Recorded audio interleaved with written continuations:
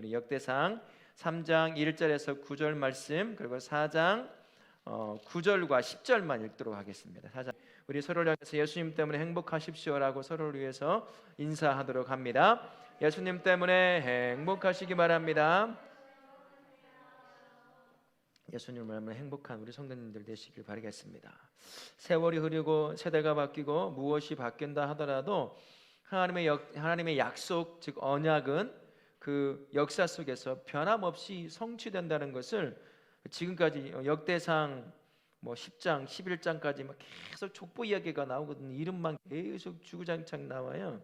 그것을 통해서 우리에게 가르쳐 줍니다. 그들의 후손의 후손을 통해서도 여전히 하나님의 마음판에 기록되어 있는 그 이름들을 통해서 구속의 역사가 계속될 것이다. 아브라함으로 시작되어 결국에는 예수 그리스도께까지 가며 구원의 역사가 이루어지는 그 과정을 역대상을 통해서 우리에게 가르쳐 주고 있는 거죠.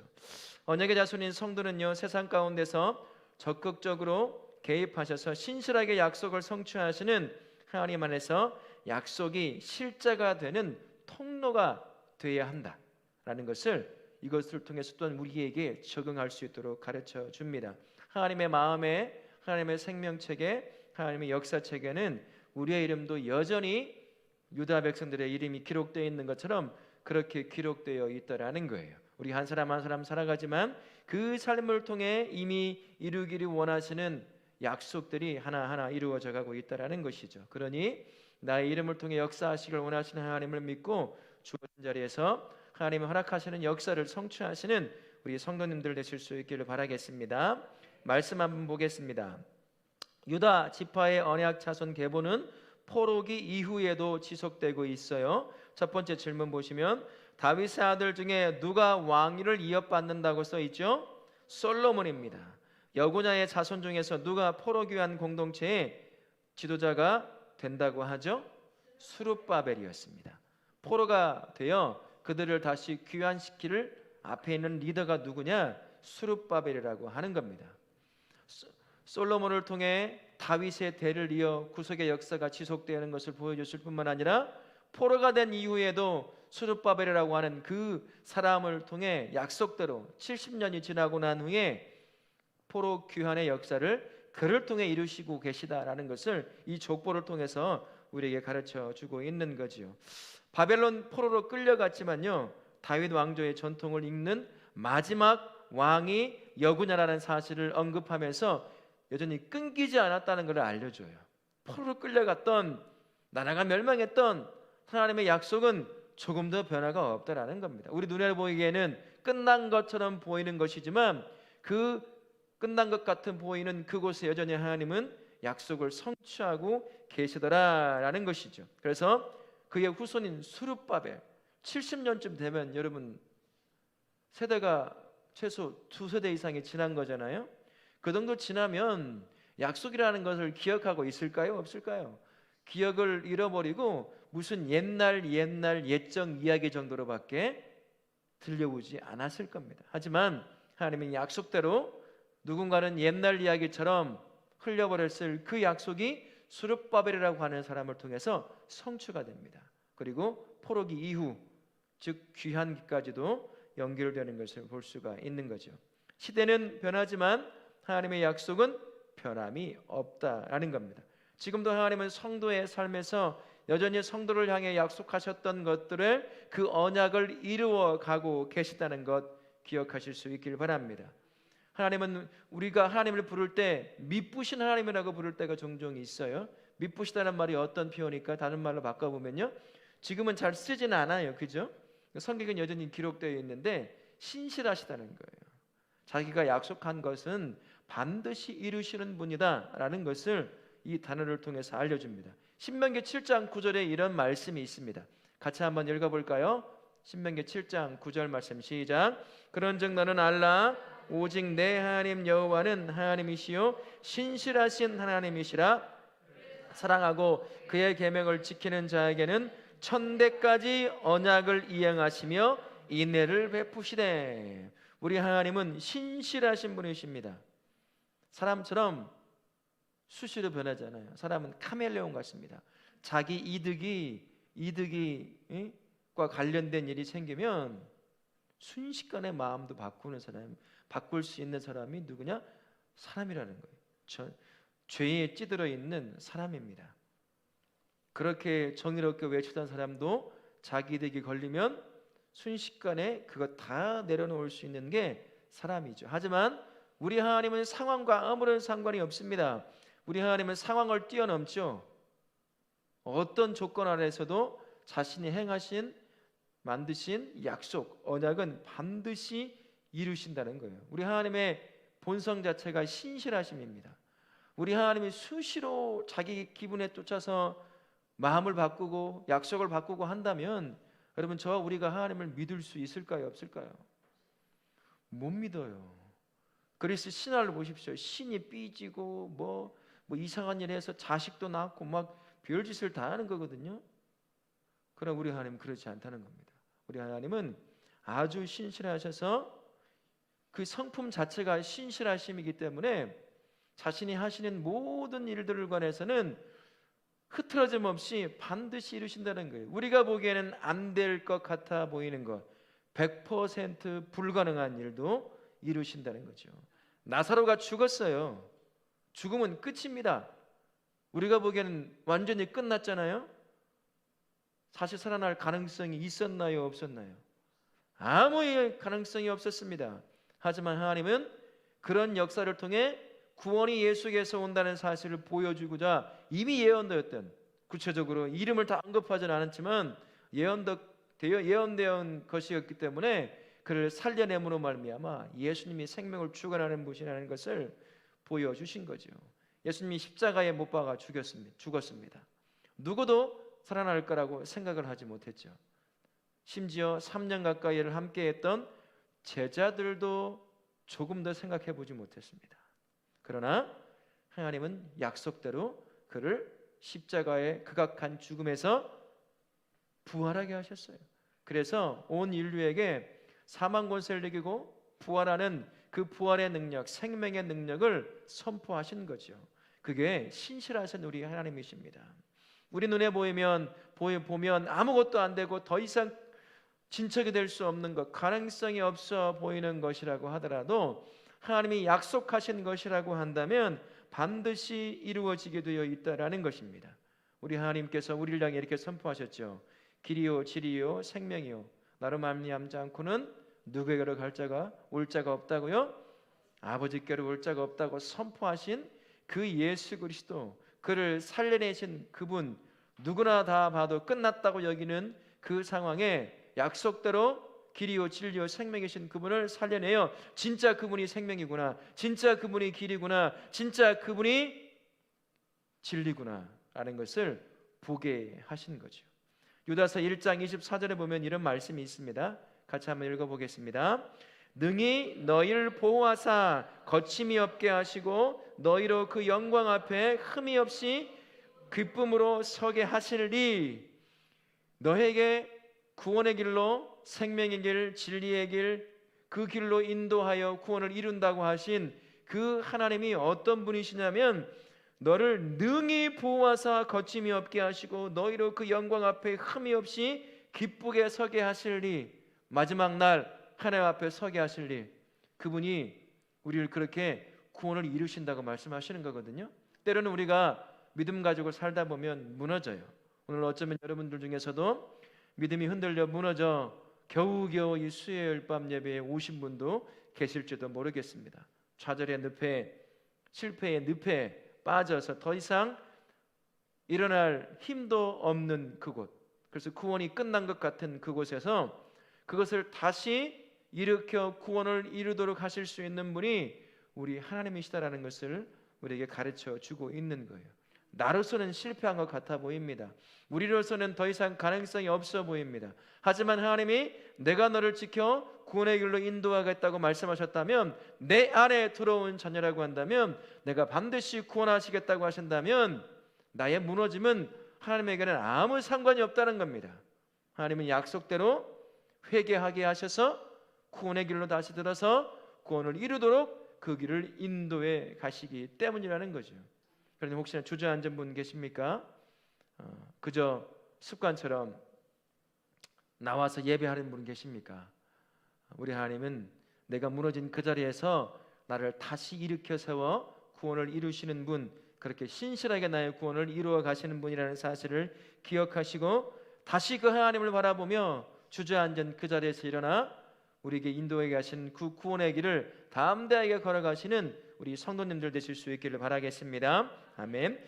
두 번째 말씀 봅니다. 4장 말씀인데요, 하나님은 백성의 결핍과 필요를 외면하지 않으십니다. 첫 번째 질문 보시면, 고통이라는 이름을 안고 태어난 야베스는 어떤 기도를 드리고 있지요? 내 기도라고 한번 생각하고 읽어보겠습니다. 시작. 나에게 복을 주시어 지역을 넓혀 주시고 나를 도우사 환난에서 벗어나 근심이 없게 하소서. 고통이라고 하는 뜻을 가지고 있어요. 이 아들의 이름이 야베스라는 이름이에요. 부모도 참 독특해요, 그죠? 우리 여러분 고통이라는 이름을 가지고 있는 자녀 이름 지어주고 싶으세요? 멸망한 자, 한자로 다 멋지게 풀어가지고 멋지게 써가지고 그렇게 여러분 지어주고 싶으세요? 근데 이 유대 백성의 사람들은 자기가 자식을 낳을 때 겪었던 고통, 때로는 기쁨, 이것들을 이름에 넣어서 불러줄 때가 있더라고요. 이 야베스라고 하는 아이, 이 사람도 마찬가지입니다. 여기서 한 번 딱 등장해요. 이름이 두 번 딱 등장하고 더 이상 등장하지 않는데 그의 이름이 고통이에요. 추측해 볼 수 있겠죠. 얼마나 부모가 고통 가운데 이 아이를 낳았는지. 아마 죽었을 수도 있어요. 낳으면서. 출생 이 당시는 지금보다 의학이 발달하지 않았으니까 출산하면서 죽는 산모들이 적지 않게 있었다고 하잖아요. 그럴 수도 있었을 겁니다. 아니, 인생 자체가 태어나면서부터 고통이라는 것을 끌어안고 살아왔던 인생이었습니다. 누가 봐도 아무것도 아닌 인생처럼 보이잖아요. 불쌍한 인생. 그런데 그가 하나님을 믿고 하나님 편 나가서 간구하며 나아가는 것이 우리가 읽었던 그 기도의 제목입니다. 두 번째 질문 보시면, 하나님은 야베스의 이 기도에 어떻게 응답하고 계시죠? 야베스가 간구하는 것을 허락하셨다라고 말씀합니다. 세 번째 질문, 유다 지파 영역 안에서 비좁게 살던 시므온 지파 일부는 어떤 행동을 하고 있습니까? 시므온 지파 일부가 그돌과 세일산을 새로 개척하여 이주하게 됩니다. 첫 번째 우리 야베스를 한번 보십시다. 야베스는 고통이라는 이름을 가지고 뜻을 가지고 있는 이름을 끌어안고 살아갑니다. 그래서 어쩌면 엄마도 없고 아빠도 없고 도와줄 사람도 없이 그저 고아처럼 자라는 그러한 어린 아이였는지도 모릅니다. 그런 그가 하나님을 알아 믿고 그 고통 가운데서 하나님 앞에 나아가 외치죠. 간구합니다. 그것을 인생으로 받아들이지 않고 운명으로 받아들이지 않고 살아계신 하나님이 계시니 그 하나님이 내 인생을 붙잡으면 내가 운명이라고 여겼던 것은 아무것도 아니라는 걸 아는 거죠. 여러분 어떻습니까? 인도에 가면 카스트 제도가 있잖아요. 맨 밑에 있는 최하층의 사람들을 뭐라고 부르죠? 응? 뭐라고 부르죠? 천민. 우리말로 말하면 불가촉점 뭘로 그 용어가 있는데 갑자기 예? 모르. 여하튼 있어요. 아니요, 백정은 아니고요. 근 용어로 가장 천민이에요. 그래서 염색하는 일, 똥 치우는 일, 뭐 양 키우는, 그게 할아버지부터 그냥 그게 내가 태어나서 살아야 될 삶의 길이구나 하고 그것을 운명처럼 받아들입니다. 그래서 여기서 벗어나려고 하질 않아요. 그냥 그게 내 운명이야. 가르치고 그렇게 싫어? 그래 네가 살아야 될 운명이야. 그렇게 살아가는 사람들이죠. 그런데 예수 안에 있는 성도는 전혀 그렇지가 않습니다. 예수 안에 있는 성도는 야베스와 같은 사람이에요. 주어진 상황은 고통스럽습니다. 하지만 하나님 안에 있는 성도는 운명이라고 여겨지는 환경에 갇혀 사는 사람들이 아닙니다. 왜 그럴까요? 하나님 때문에 그래요. 우리 하나님은 갇혀 지낼 수 있는 분이 아니죠. 전지하시고 전능하십니다. 알파와 오메가 되신다고 그랬어요. 알파와 오메가 뭘까요? 모든 것의 시작이요 끝이에요. 그분은 영원부터 영원까지 계시는 분입니다. 전지전능하신 분이십니다. 그래서 하나님에게는 막힘이 없어요. 우리는 시간에 막히죠. 환경에 막히죠. 능력에 막힙니다. 가고 싶어도 그 안에 갇혀서 떠날 수 없는 가장 연약한 존재. 우리가 그런 존재이지만 우리 하나님은 전혀 다르다는 거예요. 우리가 누구 안에 들어가 있습니까? 전지전능하신 하나님 안에 저와 우리가 들어가 있는 거예요. 그분이 내 안에 계시는 거죠. 나로서는 몸을 입고 있고, 나로서는 시간에 갇혀 있고 공간에 갇혀 있지만 내 안에 계시고 내가 머무는 그 전능하신 하나님은 시간과 공간을 뛰어넘어 계신다라는 분이신 것입니다.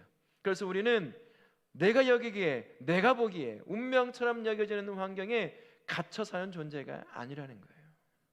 하나님처럼 우리는 그 상황을 뛰어넘어 살 수 있는 존재가 성도라는 것이죠. 왜 그렇죠? 전능하신 하나님의 그 능력과 지혜가 내 안에 머물기 때문입니다.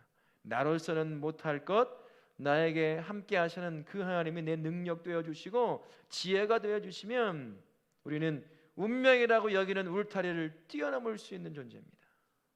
그래서 우리는 새로운 삶을 개척하며 살아가는 삶이 성도의 삶이에요. 어제에 매여서 어제의 힘을 힘입어 오늘도 살아가는 존재가 아닙니다. 어제는 이미 끝나 오늘 하나님이 허락하셨고 내일이라고 하는 새로운 삶의 미지와 같은 그 삶을 향해 우리는 담대하게 하나님의 능력과 지혜를 의지하여 그 삶을 살아갈 수 있는 사람이 성도라는 거죠. 야베스가 우리에게 그것을 가르쳐 줍니다. 고통의 연속이었고 고통이 그 자체의 그의 삶이었던 야베스의 인생에 그의 입을 열어 그의 지경을 넓혀달라고 고백하게 하신 하나님이 그에게 고백한 대로 그의 삶을 뒤바꿔 놓는 것을 우리가 보는 거죠. 그 하나님이 저와 우리의 하나님이십니다. 나에게는 지금 이 상황에 갇혀 더 이상 벗어날 수 없을 것 같은 그러한 상황에 놓여 있다 하더라도 우리 하나님이 내 안에 뜻을 가지고 역사하신다고 한다면 우리는 운명처럼 나를 뒤감고 있는 환경과 여러 가지를 뛰어넘어 새로운 삶을 향해 개척해 나갈 수가 있는 것입니다. 그러니 야베스처럼 살아계신 하나님을 바라보실 수 있기를 바랍니다. 그분이 내 능력 되어주시고 내 지혜 되어주시면 나의 능력과 상관없이 그분이 내 능력이 되어주시고 지혜가 되어주시기에 나로서는 할 수 없는 삶을 감당하게 만들어 주신다라는 겁니다. 그러니 내일 여러분 어떻게 살지 기도하시며 기대하실 수 있기를 바랍니다. 내가 속한 하나님 품, 내 안에 계시는 하나님이 내 능력과 지혜가 되어주셔서 내일이라고 하는 가보지 않은 미지의 땅을 개척하도록 또 다른 삶을 향해 나아가도록 우리를 인도해 가실 겁니다. 그러니 내일 있는 그대로 받아들이는 그러한 운명에 쩌들어 사는 그러한 인생이 아니라 내일 하나님은 나와 동행하며 나를 통해 이루실 역사가 무언지 기대함을 가지고 주실 그 땅을 향해 담대함으로 야베스처럼 그렇게 하나님께 간구함으로 말미암아 개척해 나가시는 우리 성도님들 되실 수 있기를 바랍니다. 시몬 지파, 유다 지파 안에 갇혀 살다 보니까요 사람들이 흩어져서 이제 유다 지파에 속하게 돼요. 그러니까 더 이상 시몬이라고 하는 정체성이 사라져버릴 수도 있을 겁니다. 하지만 몇몇 사람들은 내가 시몬 지파라는 사실을 기억하고 새로운 땅을 개척해 나가요. 자기가 가지 않아도 그냥 유다 지파 안에 한 일원으로서 소속되어서 그 지파 안에서 주는 땅과 이것들을 가지고 살면 편하고 좋을 텐데 이들은 그렇지가 않더라고요. 새로운 땅인데 그냥 가요. 나는 내 조상 시몬의 뜻을 쫓아서 나에게 주실 땅을 향해 개척해 나가겠다. 그런 마음을 가지고 새로운 땅을 갑니다. 새로운 것을 만들어 가고 한다는 게 참 쉽지 않거든요. 반대도 많고 가다 보면 가지 않은 길이기 때문에 다양한 문제들을 또 만날 수밖에 없는 게 새로운 땅을 개척해 나간다는 그러한 삶입니다. 하지만 이 시므온의 소수의 사람들은 자기가 어떤 조상의 자손인지를 분명히 기억하고 하나님의 은혜 가운데 자신이 가야 될 또 다른 길을 향해 개척해 나가는, 있는 그대로 그냥 이것이 좋사오니 하고 머물러 있지 않더라라는 거죠. 하나님이 함께하면 성도도 마찬가지입니다. 성도도요, 주어진 삶에 우리는 도전을 가하는 사람이 되어야 돼요. 세상을 보십시오. 아직도 예수님이 없는 수많은 사람들이 있습니다. 우리가 살아가는 삶의 영역들을 보면 여전히 하나님의 능력과 하나님의 나라가 세워지지 않은 곳이 너무 많아요. 교회 오고 집을 가고 예수 믿는 사람과 어울리고 편하죠. 불편할 거 하나도 없잖아요. 좋죠. 그러나 우리는 그런 삶이 아니에요. 우리가 살아가고 있는 수많은 삶의 자리는 여전히 사단의 손아귀에서 벗어나지 못한 것들이 너무 많습니다. 내 가족도 그럴 뿐만 아니라 나와 함께하는 사람도 그렇고 이 땅 곳곳을 지배하고 있는 사단의 그 권세 아래서 벗어나지 못한 수많은 삶의 영역들은 너무 많아요. 내가 그곳을 가야 합니다. 그곳에 세워져야 하는 거죠. 그곳에서 그 땅을 바꿔내야 됩니다. 개척해내는 거죠. 마치 새로운 교회를 세워내듯 내가 세워진 그곳에 예수가 없는 곳이라고 한다면 나 때문에 그곳이 예수가 있는 곳으로 개척이 되는 거예요. 개관이 되어야 한다는 거죠. 우리는 그렇게 삶을 도전을 하는 사람들입니다. 어제 살아왔던 그 편안함 가운데 살면 마음도 편하고 몸도 편할 수는 있을 거예요. 새로운 거 하자 하면 어떻습니까?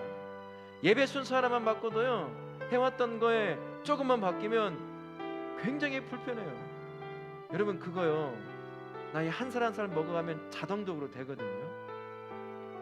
근데 저희 교회는 40대 50대가 주예요. 이때는 88날 100세 시대잖아요. 뭘가 와도 새로운 것을 향해 하나님이 주신 것이다라고 여기고 그것을 향해 도전을 가할 수 있어야 해요. 그것을 또한 우리 다음 세대에게도 보여줘야 됩니다. 삶을 어떻게 살아가야 할지 알려줘야 될 거 아니에요.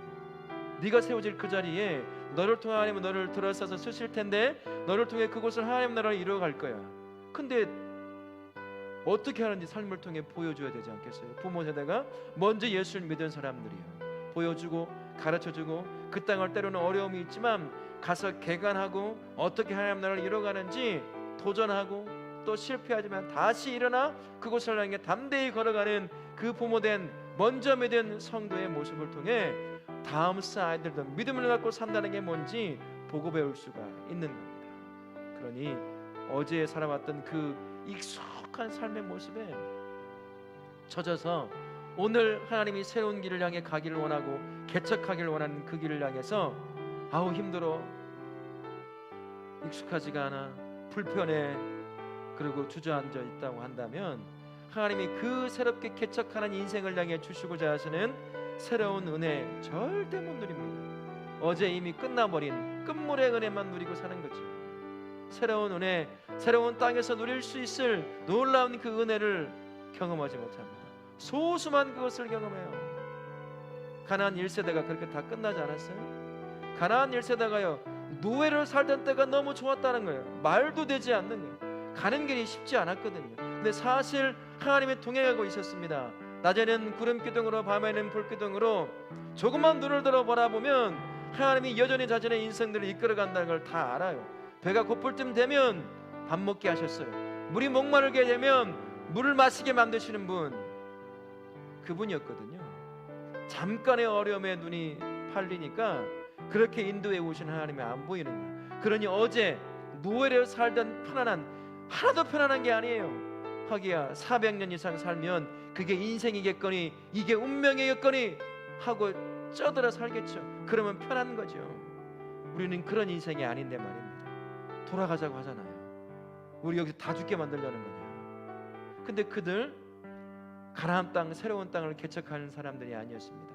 다 광야에서 지네 말대로 그 말대로 다 죽었어요. 거기서 약속된 새로운 땅을 개척하여 그 땅에서 누릴 은혜 딱 2명만 빼고요. 누구와 누굽니까? 여호수아와 갈렙만. 그들은 기대했어요.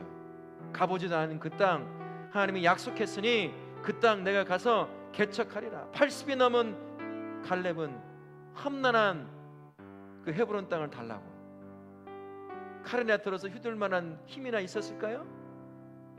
그런데 그는 기대했어요. 나 같은 자, 나이와 상관없이 이 땅을 개척하면 주실 은혜가 있다는 걸 아시기에 그렇게 나갔다는 거죠. 우리의 삶이 그렇습니다. 성도는 어제라고 하는 삶에 머물러 있는 삶이 아니에요. 우리는 끊임없이 하늘나라를 향해 가고 그 가는 과정 가운데 여전히 하나님의 나라가 선포되지 않은 곳을 바라본다면 그곳을 복음으로 개척해내는 사람, 그 사람이 성도라는 사실을 기억하십시오. 그러니 내일 나를 통해 어떻게 내 삶의 영역을 복음을 통해 새로운 하나님의 나라로 가꾸어 가실지, 개척하실지 기대하심으로 내일의 삶을 준비하시는 우리 성도님들 되실 수 있기를 바랍니다. 아멘.